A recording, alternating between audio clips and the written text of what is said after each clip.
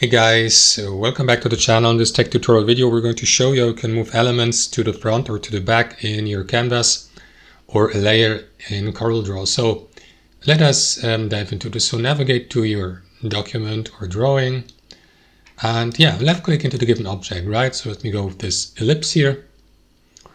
Then what you want to do is navigate to object here, navigate to this option or this menu and choose one of these options. For example, you can move the given element to the front of the layer or to the back or to the front of the page or the back. You can also apply these shortcuts for that or move them one step forward or back or in relation to other object, right?